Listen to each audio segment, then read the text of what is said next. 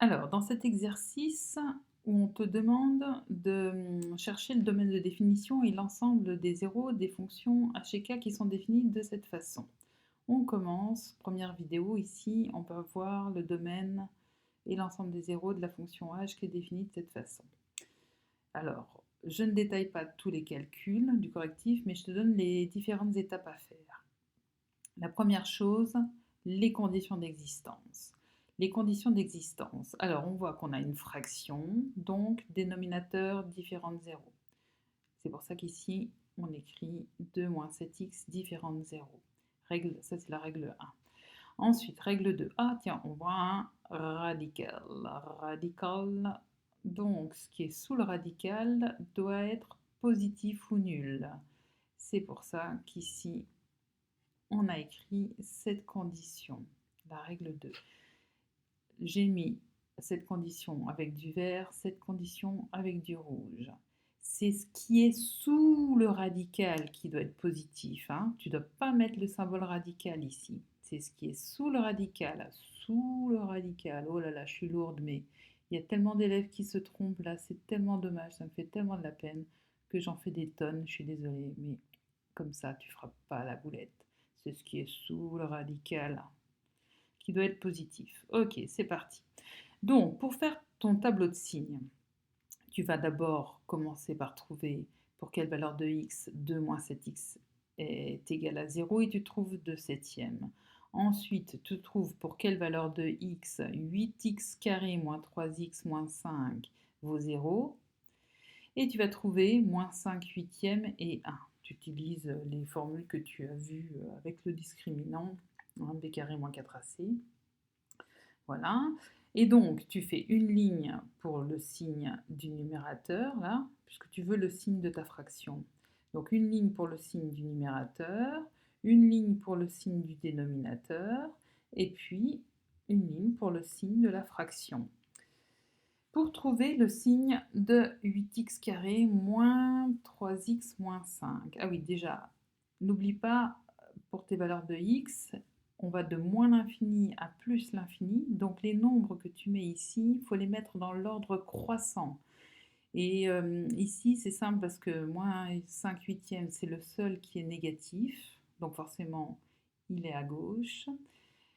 Et 2 septièmes, 2 sur 7, 2 est plus petit que 7, donc 2 sur 7 est plus petit que 1, donc 2 sur 7 est à gauche de 1. Là, c'est super important de bien les ranger dans l'ordre croissant.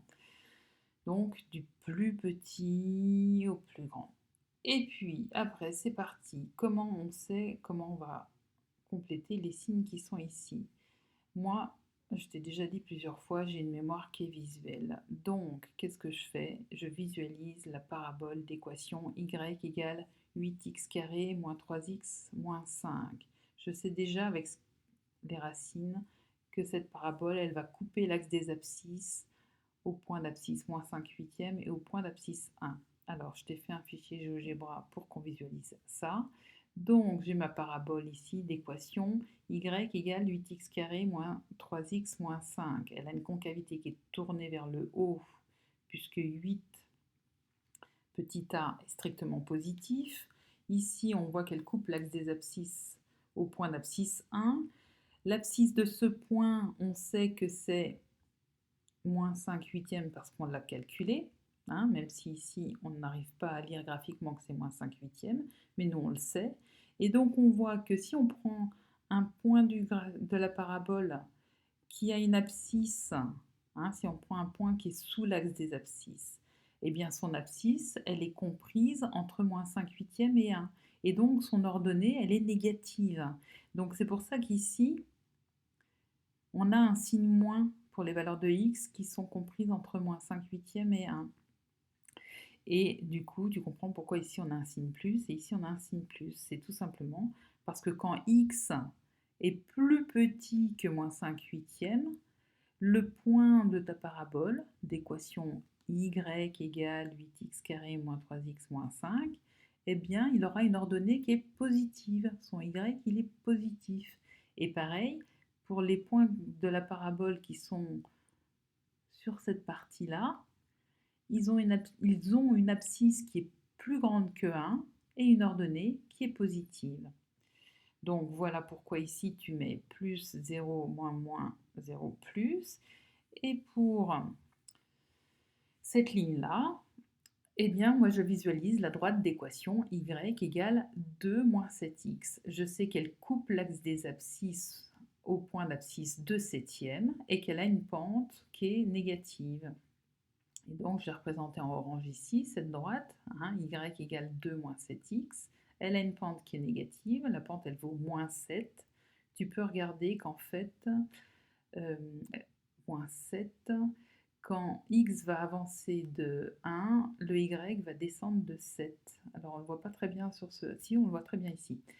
J'augmente x de 1, donc je passe du point d'abscisse 0 au point d'abscisse 1 correspondant.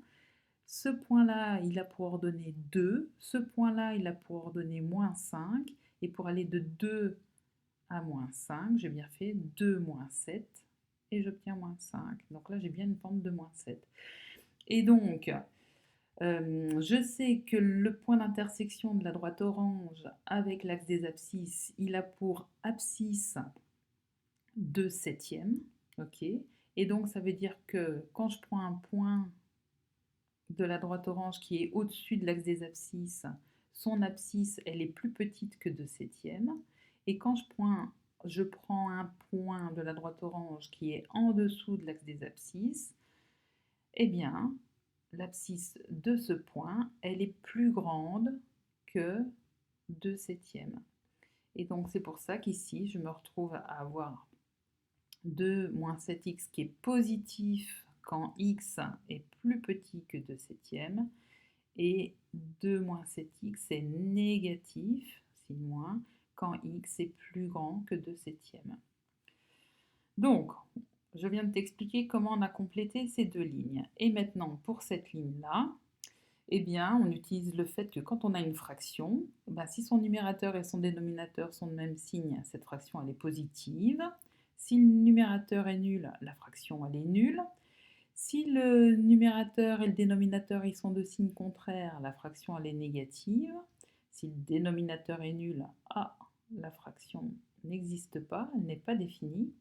C'est pour ça qu'ici, on ne voit pas, mais c'est des doubles barres. Des doubles barres, ok. Voilà, voilà. Nous avons des doubles barres. Et puis... Oh, t'es quoi, toi? Pardon, désolée. Tant pis, j'ai pas le temps de la refaire, mais je continue ça. Donc, on en était où? Double barre.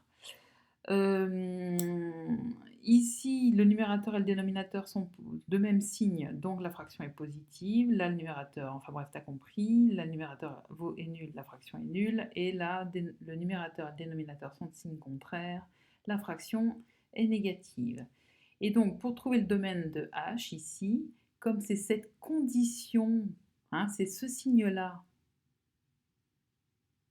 il nous faut que cette fraction soit positive, donc on n'utilise que cette ligne pour trouver le domaine de h, parce que c'est que le signe de ça qui nous intéresse, et il faut ici que le dénominateur soit non nul, mais ça c'est bien précisé ici puisqu'on a mis les doubles barres.